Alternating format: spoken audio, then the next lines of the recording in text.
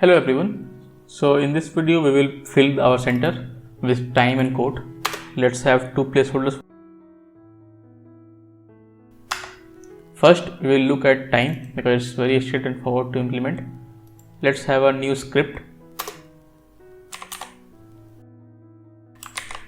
Now let's declare this file and write our logic for the time. First we will get the time and then we'll take out the hours and the minutes from them, and then we'll update the time every second.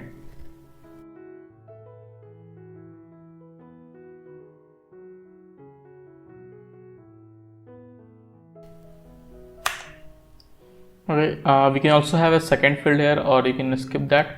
To show that the time actually works, I will also have a second field here.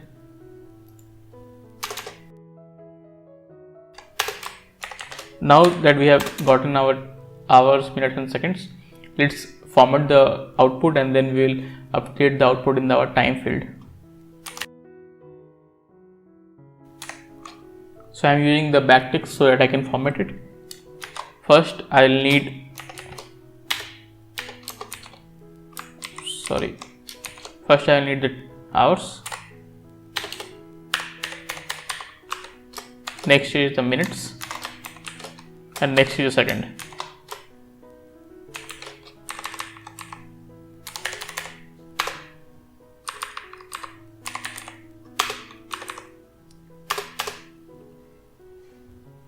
Now once we have got the time, we will update our time field.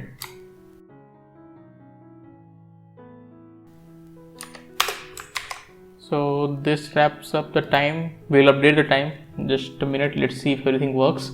Okay, let's go ahead and update this. As you can see the time here, but it's not updating, so it's stuck at 40, the seconds part. So we'll write the function to update it. First of all, wrap all of this in a function.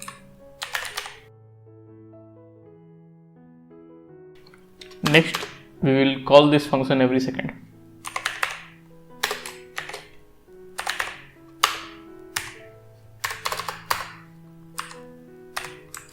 Now this will ensure that every second the time is updating. Let's go ahead and try it. As you can see, 26, 27, 28, it's a bit hard to see. Let me update the font size a bit.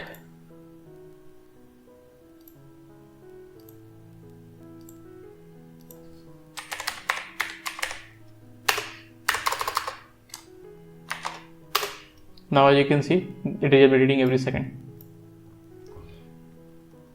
So next thing that we want to take care of is the quotes.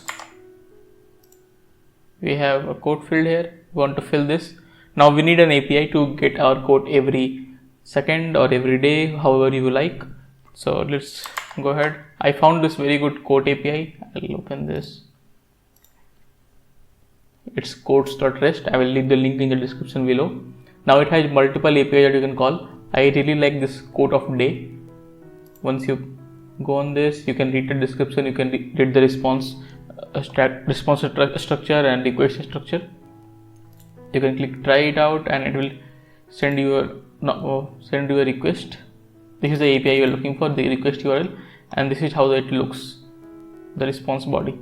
What you want is response.contents.quotes.quote.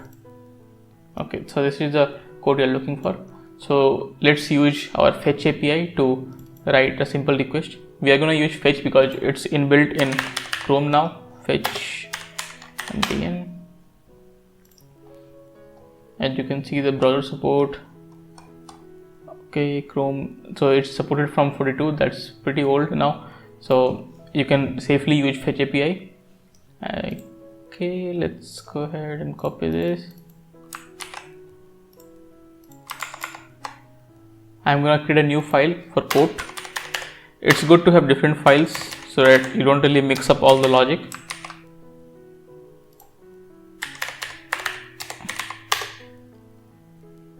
First, let's declare a small variable to keep our API.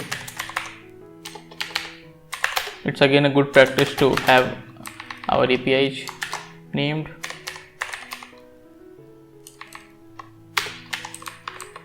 Oops, sorry. Okay, I think I copied the wrong thing, sorry.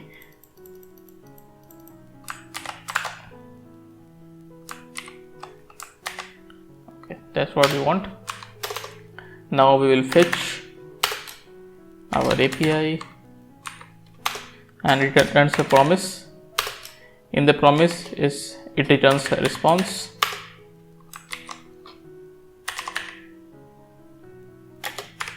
You can use arrow function here.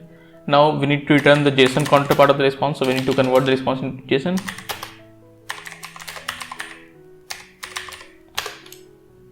Again, you can catch the reality and then you can change thens here. I'm just playing with promises a bit, so you need to know a bit about promises from JavaScript. For now, just let's console log the code. Code was the data, contents, then quotes is an array, so we want the first element of the array and the quote. So data dot contents dot quote or quotes. It's a bit long, sorry. Quote. Let's console log this and see if everything works. Okay, refresh. I have an error. API is not defined. Sorry, quotes API. So as you can see, I am namespacing the APIs. They are gonna use multiple APIs here. One is the background image API, then you have the quotes API, you will have other APIs, you will have maybe to do APIs, so on. So it's always good to namespace your API, or you can wrap the whole thing in a IFI, immediately executed function expressions. So that also makes sure that you're not polluting the global namespace. Right now it's polluting the global namespace. As you can see, I can show you here. If you do quotes API, it's available in global namespace. So that's not a good idea. You should always wrap your files in a IFI, especially with jQuery, because this file can see this file, time file can see code file. So you don't want that. You don't want them polluting your global namespace. So let's just fix that. We will fix that first. If something looks like this, yeah, function expression like this, and it also makes sure that it will only run on document ready. When the document is ready, that's one of the jQuery features. You can use this. So what I'm gonna do is I'm gonna wrap everything inside this IFI, and then I will format the code a bit. This looks weird.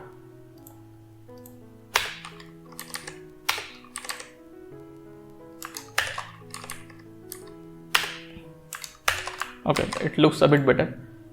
Let's go ahead and run this. Let's see if everything works or not. Okay, as you can see, time is still working and you are getting your codes in the console log. Now we need two more things. First, we will use the IFI in the codes also, so that the codes API is not exposed in the global namespace.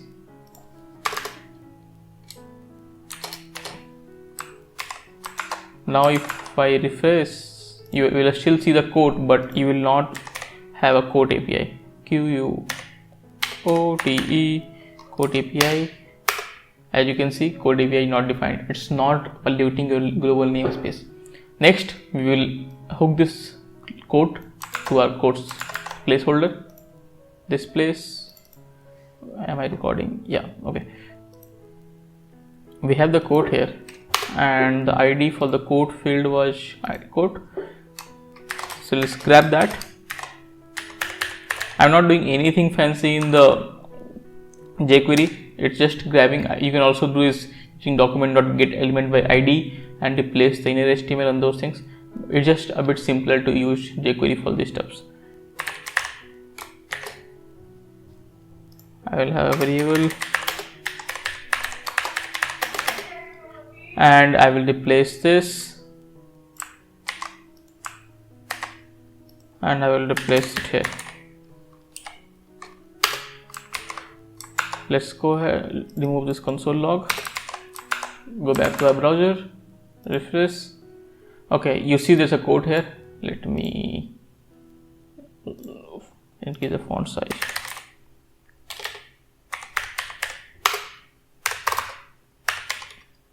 As you can see, code is present.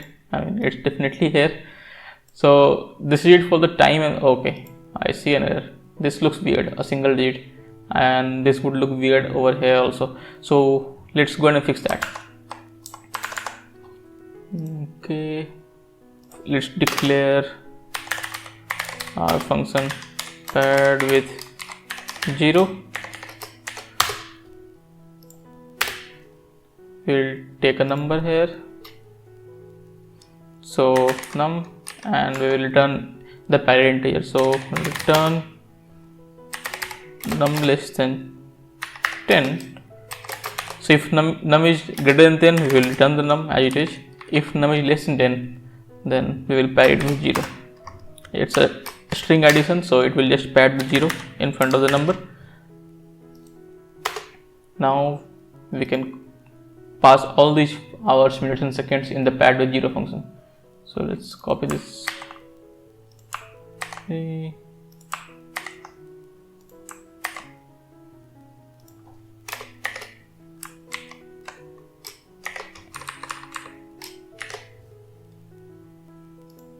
You know what, we don't really need to make it complicated over here. We can just apply a function here. It will look much cleaner.